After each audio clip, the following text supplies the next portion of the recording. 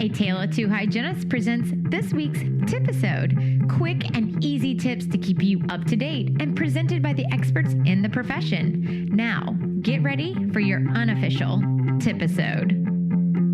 Hi, this is Claire at wakeupmemory.com, a website you can find courses to double your memory today, dental toaster C courses, and student RDH dental hygiene exam prep solution.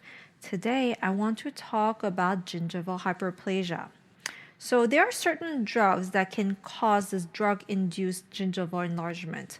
Well, the science doesn't exactly know why this is happening, but what's important for us dental professionals is to understand those drugs that are going to cause that so we can intelligently diagnose, we can intelligently treatment plan and explain things to the patient. So we're going to memorize those today using the Wakeup memory technique. Wakeup memory, we have an acronym for that. It is IC. You intend to memorize it. US, so S is for you see it, you observe it. E for edit, you heavily edit information. And last, the E is for extra. You put some extra sprinkles of emotion on it. So let's try to use this together here, memorizing 3 drugs that are more likely to cause gingival hyperplasia. The first drug is to prevent the organs to reject what you have been transplanted. And that drug can be cyclosporin. The brand name is called SendImmune. The second drug is going to be calcium channel blocker. So that is an anti-hypertension drug. Example would be nifedipine. And the brand name is called Procardia. Now, the last drug that I want to introduce to you today is in this anti-seizure medication. It's called Phenytoin, and the brand name for that is Dilantin. Now, you have those 3 drugs, cyclosporin, calcium channel blocker, and Phenytoin. How are you going to memorize them being related to gingival hyperplasia? We have so much more to remember in dentistry, right? So let's do it together. I want you to focus here on the first drug, cyclosporin. And all I want you to do is say cycle, cycle. Do it with me a few times. Cycle. Yes, like the bicycle. And now I want you to focus, zoom in on those wheels, the round wheels. The round wheels. And here you take those round wheels onto the patient gingiva. And all you think is just the gingiva is round, it is swollen, and it is caused by this drug called cyclosporin. So again, cyclosporin, you focus on the bicycle and on the wheel, and you put that on the patient's gingiva.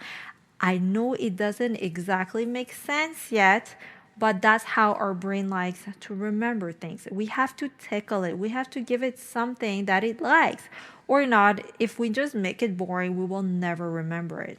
So let's continue. Calcium channel blocker. How am I going to remember this being related to gingival hyperplasia?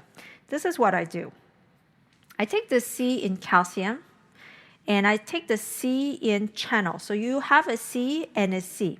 What I'm going to do is I'm going to flip the second C just like you had it in a mirror image. So the C's are actually facing each other. Does that make any sense? Try to picture it in your head. Now, the C's, they come together and forms a O, a big circle. Now, when you have that circle, you're going to put that on the patient's gingiva and think gingival hyperplasia. Again, calcium channel blocker, CC, flip the second C, make an O, and there you go. You have gingival hyperplasia. I think you are slowly understanding this concept of wake up memory now. Let's do one more example here. The third drug was Phenytoin. Here I say it, Phenytoin. I'm not actually dissecting the word by its letters, but I'm just thinking phen. That's all I need to know. Phen. This is phonetic. I'm saying the word phen. Now, if you have a fan in the summer, if it's hot, usually what shape is it? Is the fan round? I know sometimes you have a Dyson. I think they look a little more oval. Anyhow, let's focus on the traditional fan. So let's think about this round fan. The round fan, it's going around, and then you put that onto the gingiva. Then you just come up with gingival hyperplasia. And I know we just memorized 3 drugs and we said they are related to gingival hyperplasia.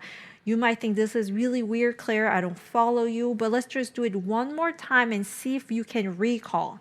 Because if you can recall, I've done my job and you have memorized it forever. So cyclosporin, what are you taking out of this? Cycle, and then you think about the bicycle, you focus on the wheel. Does that give you enough clue to think round wheel, gingival hyperplasia? Now let's do the second drug, calcium channel blocker. What did you do? You took the second C, so you have two C. The second C, you flip it, you put those C together, that creates an O, and you think about the circle, just like O, and you put it on the patient's gingiva. That gives you gingival hyperplasia. The last one was phenytoin. What do you say here? Fan, right? Fan, like the summer, hot summer, you have a fan, it's round, and you think about gingival hyperplasia. Now, if you have a patient that is taking, for example, calcium channel blockers such as Phenytoin, you'll be able to think, okay, I'm seeing some abnormality here in your gingiva, and when you check back actually the drugs the patient is taking, you'll be able to connect the dots together. Or if the patient is taking phenytoin and you see again gingival hyperplasia, you'll be able to tell the patient what is going on. And you might advise the patient to bring this to the physician's attention. Maybe they can switch drug categories, maybe some other things that you can do. But all of this just makes us better clinicians because we can diagnose better, we can treatment plan better, and really by having this information ready to go in our head, we're just really doing a service to our patients. So we use the wake-up memory technique in order to really put this information into our long-term memory. I bet you're actually going to remember this forever in your life. When you see cyclosporin, you're going to think about cycle, you're going to think about gingival hyperplasia, and you're going to be a little bit more careful with the patient. You're going to look more carefully at the patient and see if they have such condition. So I hope you learned a lot through this lesson today. Again, this was Claire at wakeupmemory.com, Dental Toaster CE courses, and also Student RDH Dental Hygiene Exam Prep Solutions.